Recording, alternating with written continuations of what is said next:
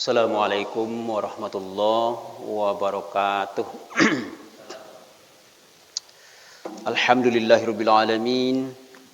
Alladzi nahmaduhu wa nasta'inu wa nastaghfiruh wa na'udzu billahi min syururi anfusina wa min sayyiati a'malina.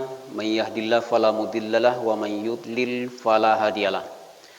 Asyhadu an la ilaha illallah wahdahu la syarikalah wa asyhadu anna Muhammadan abduhu wa rasuluh sallallahu alaihi wasallam.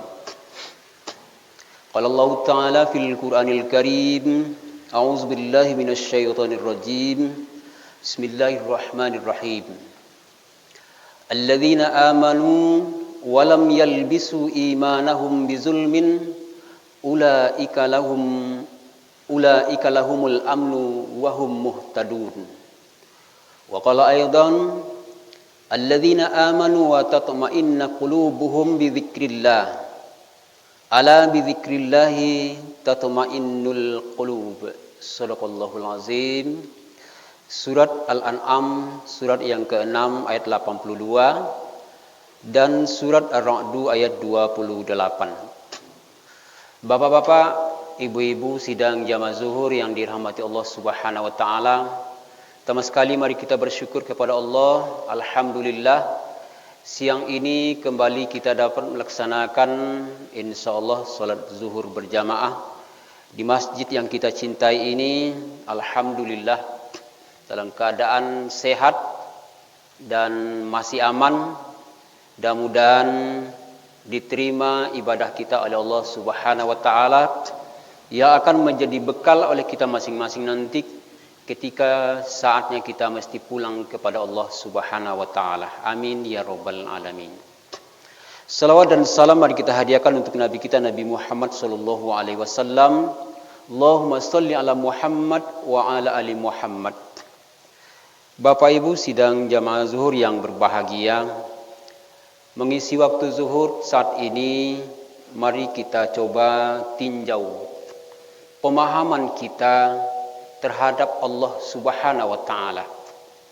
Secara umum kita tentu sudah dapat dipastikan bahwa kita telah mengenal Allah Subhanahu wa taala. Tapi ketika kita tinjau lebih jauh, ketika kita berpedoman kepada ayat-ayat Allah dan hadis-hadis Rasulullah sallallahu alaihi wasallam, kita semakin dituntut menjadi lebih hati-hati lagi. Karena yang akan menyaingi kita, yang akan menghalang-halangi kita, yang akan membuat kita tersesat bukan hanya manusia, tetapi syaitan laknatullah, makhluk gaib yang tidak pernah lengah, yang tidak pernah tenang sampai kita mengikut langkahnya, sampai kita tersesat dari jalan Allah Subhanahu wa taala.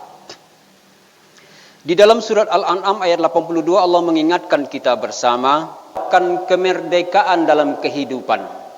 Merdeka, tidak satu pun yang bisa membuat kita terjajah.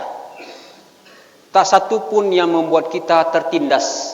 Siapapun dia, bagaimanapun posisinya, sekaya apapun dia, sekuat apapun dia, ketika kita mengenal Allah Subhanahu wa taala dengan baik, maka kita akan menjadi manusia yang merdeka.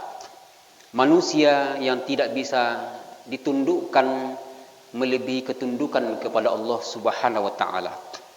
Di dalam surat Al-An'am ayat 82 ini Allah mengingatkan kita bersama, alladzina amanu walam yalbisu imanahum bizulmin ulaika lahumul amnu wa hum muhtadun. Orang-orang yang di dalam hatinya benar-benar beriman kepada Allah, benar-benar yakin kepada Allah Subhanahu wa taala tanpa ragu sedikit pun juga. Walam yalbisu imanahum bizulmin. Keyakinan itu tidak dicampur, tidak diaduk, tidak diikut sertakan dengan keaniayaan. Ahli tafsir menafsirkan bizulmin ini dengan arti syirik. Syirik itu terbagi dua. Syirik yang pertama, syirik besar. Syirik besar itu ketika kita menuhankan pohon-pohon yang besar, batu-batu yang besar. Kita menganggap cincin kita itu punya kekuatan sama dengan Allah Subhanahu wa taala, bahkan lebih dari itu. Atau kita menuhankan benda-benda lainnya yang di dalam hati kita kekuatannya, kehebatannya sama bahkan lebih dari Allah Subhanahu wa taala. Nah, ini namanya syirik besar menurut para ulama. Kemudian ada syirik kecil. Syirik kecil adalah ketika kita melakukan ibadah yang di depannya itu adalah pujian manusia, sanjungan manusia, penghargaan dari manusia. Setelah itu barulah kita berharap kepada Allah Subhanahu wa taala. Itulah yang disebut oleh ulama dengan ar-riya, yang ditakutkan oleh Rasulullah sallallahu alaihi wasallam. Aku peringatkan kepadamu akan syirik kecil, kata Rasul, yang itu mungkin tidak terasa. Itu mungkin hal yang biasa-biasa saja. Tetapi di saat kita berhadapan dengan Allah Subhanahu wa taala, Allah akan katakan kepada kita, mintalah upah kepada orang-orang yang selama ini engkau puja, orang-orang yang selama ini engkau agung-agungkan, orang yang selama ini engkau besar-besarkan. Padahal kalau engkau menuhankan Allah Subhanahu wa taala, aku akan berikan kepadamu balasan di dunia, sampai hari ini engkau pun akan mendapatkan balasan. Kaum muslimin sidang jamaah zuhur yang berbahagia, dan di ayat ini dikatakan ulaika humul muhtadun, orang-orang yang menjaga ibadahnya, yang menjaga ketaatannya, yang menjaga kepatuhannya lebih dulu kepada Allah Subhanahu wa taala, walaupun di belakangnya ada harapan kepada manusia, tetapi setelah berharap kepada Allah Subhanahu wa taala, maka posisi inilah yang dituntut untuk terus kita jaga dan kita pelihara baik-baik, agar ibadah yang susah-susah hari ini kita lakukan, berpayah-payah kita laksanakan hari ini, tidak membuat kecewa kita nanti di hadapan Allah Subhanahu wa taala. Nah, orang-orang yang meletakkan Allah yang di depan, Allah yang maha besar, Allah yang maha kaya, Allah tempat meminta, Allah tempat mengadu, Allah tempat bermunajat, Allah tempat mengadukan segala persoalan hidup kita. Orang-orang ini tidak akan pernah bisa ditindas oleh siapapun dan tidak akan merasa terjajah oleh siapapun, karena yang dicarinya bukanlah penghargaan manusia, bukanlah pujian manusia. Yang dicarinya hanyalah pujian ridho Allah Subhanahu wa taala saja. Kemudian yang kedua, orang yang mengenal Allah dengan baik akan mendapatkan ketenangan dalam jiwanya, karena dia sudah tahu, dia mencari ridha Allah dan dia mengikuti langkah-langkah yang diajarkan oleh Allah melalui Rasulullah sallallahu alaihi wasallam, maka dia akan mendapatkan ketenangan seperti dijelaskan dalam surat Ar-Ra'd ayat 28. Alladzina amanu wa tatma'inna qulubuhum bi dzikrillah, ala bi dzikrillahi tatma'innal qulub. Orang-orang yang benar-benar beriman, tidak separuh-separuh beriman, tidak icak-icak beriman, tidak sepertinya orang beriman, tapi memang tumbuh dari lubuk hatinya yang terdalam ketaatannya kepada Allah Subhanahu wa taala, maka Allah katakan wa tatma'inna qulubuhum, hati mereka dipastikan akan tenang. Ketika kita telah salat, kita telah baca Quran, kita telah berinfak sedekah, kita telah berzikir, hati kita masih galau, maka pertanyakanlah keimanan kita kepada Allah Subhanahu wa taala. Ketika kita telah benar-benar menyerah kepada Allah, telah benar-benar tunduk kepada Allah, maka Allah sendiri yang memastikan bahwa engkau pasti tenang.